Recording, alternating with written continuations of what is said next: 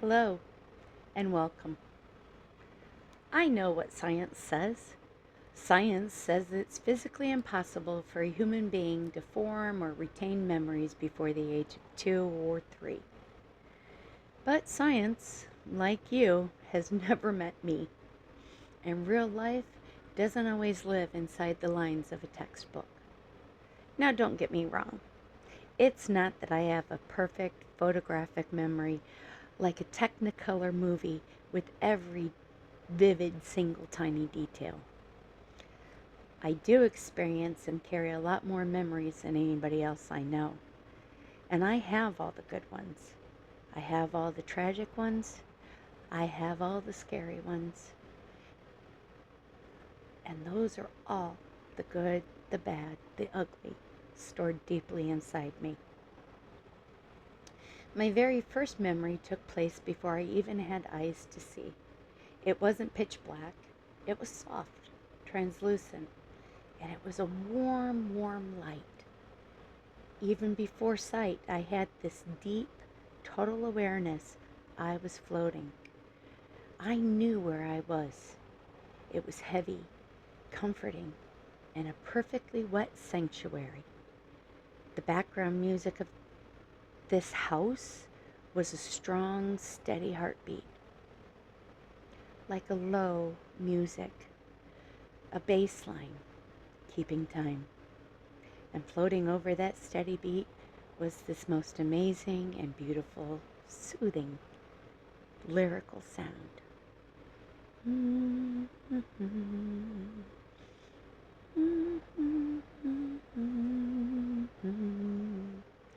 I didn't have a conscious awareness of who I was yet. I didn't know words, I didn't know labels, and I didn't know that that sound was the voice of someone who I would later call Mother. I just knew peace, total and unshakable bliss. I want you to close your eyes. Go ahead. You're safe. Imagine a state of being where you don't have to prove anything, you don't have to defend yourself, and you don't have to figure out or solve one single problem. You are just being completely and beautifully held. There are no expectations, no rules, no statistics, just pure, unfiltered peace. We just are. And here's the real secret, and the reason I'm telling you all this. I truly believe that peace is the origin of our people. It is the original territory where every single human being comes from. Even if you don't explicitly remember your own time floating in the dark, your soul remembers the frequency of that land. It is our original blueprint. We don't actually have to learn how to be at peace. I believe we already know. And I believe we just have to remember how to strip away the noise of this crazy, chaotic, hateful world to find our way back home. Now, fun fact, I was actually supposed to be born on Leap Day. You know, February 29th, 1968. I was a little late. I didn't finally show up until that St. Patrick's Day, March 17th. I guess the house music in there was just too beautiful to leave. Because let me tell you, the second we finally do leave that sanctuary, the outside world starts screaming its own version of who we are supposed to be. It silences our inner voice with timelines, expectations, rules, and 1,012 loud opinions. I spent 58 years listening to everyone else's well-intentioned advice, narcissistic betrayal, good advice, bad advice, while completely ignoring my own intuition. Spoiler alert, it does not go well.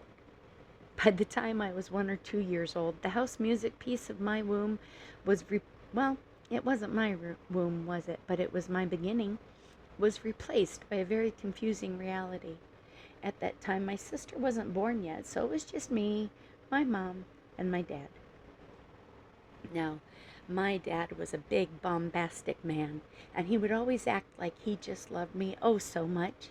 On the surface, it was this massive, overwhelming, and never ending show of affection. But because I'm an empath, I felt things deeply in me long before I even understood what they were. I had this strange, unexplainable radar.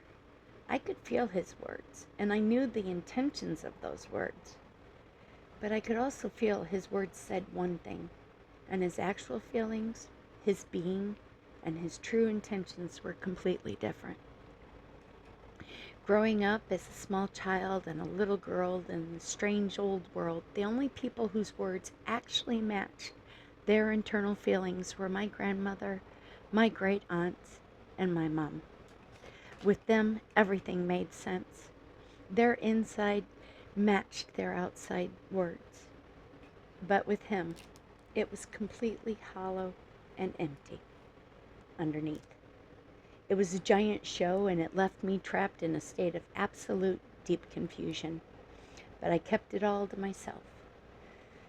See, as a little girl, I had already picked up on a very loud message from society and the world around me. I knew I was different, and I learned that different was bad. So I shut down. I didn't tell a soul.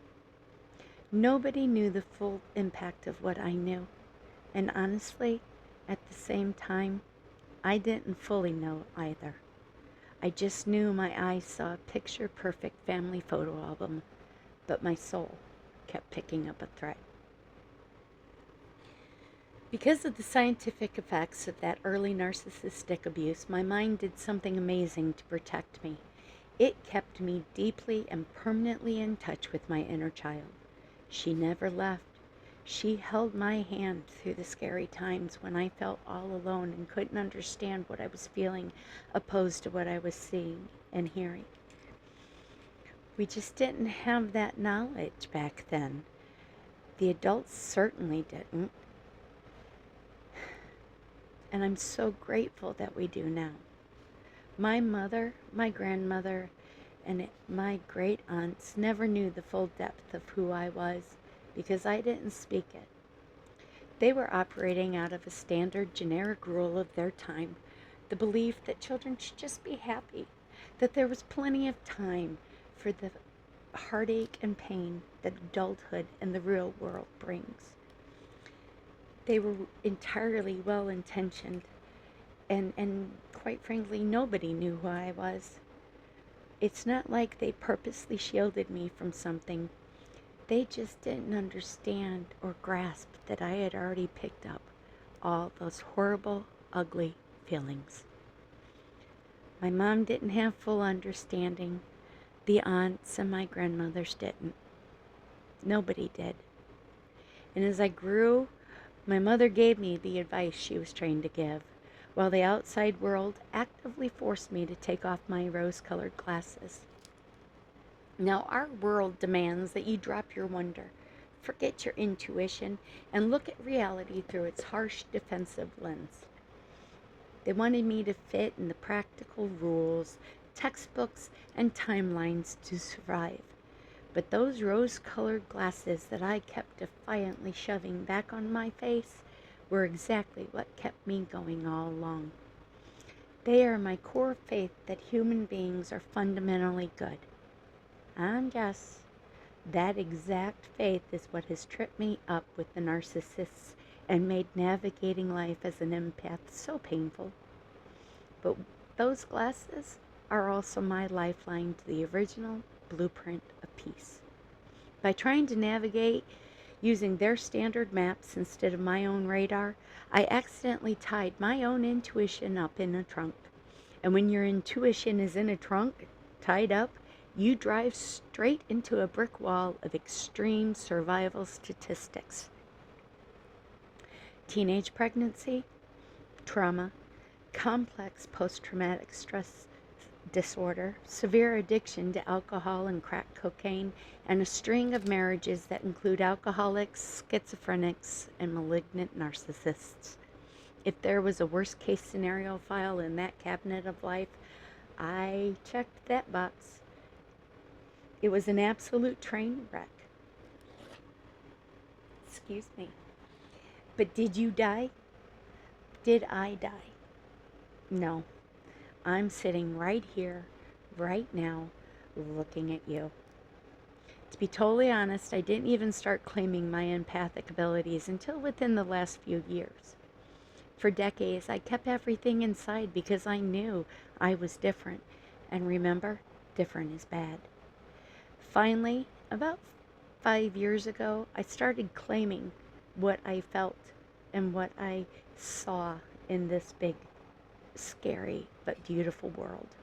Whenever I did mention it, people just assumed that being an empath meant I was fragile. Like I just sat around crying at little ASPCA commercials and absorbing everything like a victim. It took me a long time to realize that true empathy isn't weakness. It's a profound, energetic radar. Like I said, my mom didn't truly comprehend how deeply I felt everything as I was growing up. This is a completely new knowledge to her, and I've only just begun sharing over the last year after a major spiritual awakening and integration of my empathy. That happened the summer of 2025, and now, sadly, she's the only one left of the elders of the tribe. But finally, we're having these deep conversations to bridge that generational gap. I give her an immense amount of grace and gratitude because she did a really wonderful job raising me based on what she knew. But my journey has always looked like a lifetime of defiance to her, I imagine. I was constantly walking to the beat of my own drum, shoving those rose-colored glasses on and walking into walls, and I'm sure it frustrated her because she was just trying desperately to use her guidance, her wisdom, to help me avoid the addiction, the pregnancy, and the bad marriages. To her, it probably felt just like I thought she was wrong. I had no use for her, and I was either too stubborn or way too egotistical to accept her help.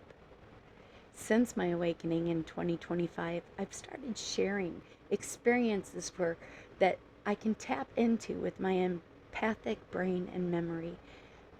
Things I've never forgotten, like back in first grade, the very first time I lied to her. I shared with her what it felt like and how the truth of what she said to me that night resonated so deeply that from that moment in time, I have carried the weight so heavy to this day. I still carry a feeling like she can't trust me. I wanted to help her get to know me as an adult woman and prove to her that the inner child, that pure happiness and joy and bliss that was captured in all those family pictures, that's still here alive inside of me. And understandably, she struggles with it. You know, everything in her analytical, scientifically based mind has a really hard time sometimes grasping just how deep in the ocean of life I can swim. I feel like she worries about me. I feel like she thinks I'm just setting myself up to continually get hurt by keeping my heart open to this world. And part of my journey now isn't about justifying myself or explaining myself to her or anybody else. It's about explaining I don't need the rubber stamp approval of anyone for this all to be real. I am coming to you from a place of absolute total humility. I don't have a magical 5-step program to fix your life by next Tuesday at 4 p.m. What I do have is a heavy battle-tested toolkit of practical application, of trying things different than the norm, of seeking what it would take to get me what I want. I have a PhD in survival. If there is a basement meeting or a therapeutic acronym, I have occupied a seat in it. I have practical boots on ground training in AANA, rehab. I've done individual therapy, family therapy, group therapy, marital therapy, and intensive counseling.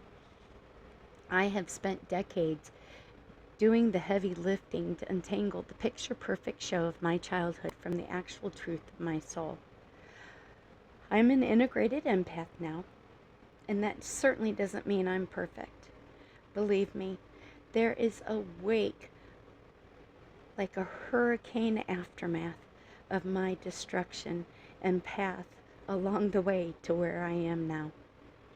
It just means I finally plugged into a cosmic surge protector so other people's chaos doesn't keep burning down the house that I build on a foundation of that original piece.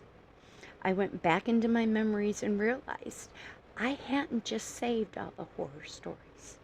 I have all the good ones, all the happy ones, all the beautiful moments of joy, all the feelings of victory when I got first place.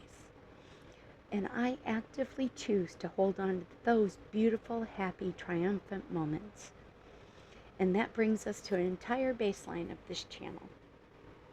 Yes, I am a statistic in 1,012 different ways, but that means I can relate to a myriad of different people and a plethora of different pains.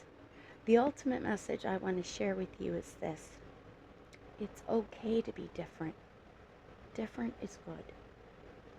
Deep down, you already know exactly what you need to be happy. The world just taught you to cover it up with the rules and the scripts and the how you should be and how you shouldn't be. Well, on this channel, we're going to use this space to strip away the noise. We're going to strip away the addictions, the toxic relationships, and the bad habits. We're going to use our happy memories to trigger healing. Because I believe, based on my own experience, that no matter who you are and whatever devastation this ugly world has dealt you, I believe you have at least one happy memory filed away. And it is that exact happy memory that I want to actively go back to. It's the one I use to tap in when I am just feeling down and I need to put on those rose-colored glasses and find hope. When I look at the wreckage of my past, those happy memories, those files of my life have been a guiding flashlight. Now, I've come to realize that my higher purpose does not just end inside my own private reality. My purpose is to stand here and show you real experience, real strength, and real hope, and the absolute practical application of listening to your own intention, even when it's something that nobody else has ever done before. I want to try things different. The true definition of insanity, and I know you all know it, is doing the same exact thing over and over and over and over again, expecting different results. I believe in order to change, we have to be willing to try something different. We have to be willing to put on those rose-colored glasses, to dance to the beat of our own drum and find our own path. Because really, at the end of the day, no matter what statistics or narcissistic chaos that life has thrown at me, I am in charge of my own destiny, and you are in charge of yours. I'm not looking to make any money off this channel. I'm not looking to profit from your pain, your hope, or anything that's going to hurt you. I just want to provide a space where, whether you are 13 years old and drowning in a world where people's inside feelings don't match their outside words, or if you're 58 and realizing it is finally beautifully time to trust your own instincts, to trust your intuition, this space is being created for you. We're going to look the heavy stuff right in the eye, use the practical tools that I have learned that actually work, and laugh at the sheer absurdity of it all. Your inner voice, quiet house music piece you started out with in the dark is already talking to you. Let's learn how to listen to it together. Welcome to But Did You Die? Hit subscribe if you feel comfortable, and if you want to, leave a comment or a smiley face or a heart just to let me know you're here. And if you're ready to take charge of your destiny, let's celebrate your happy memories. Let's celebrate being beautifully different. And let's take charge of our destinies. Let's build some hope. I'll see you when we open the next file.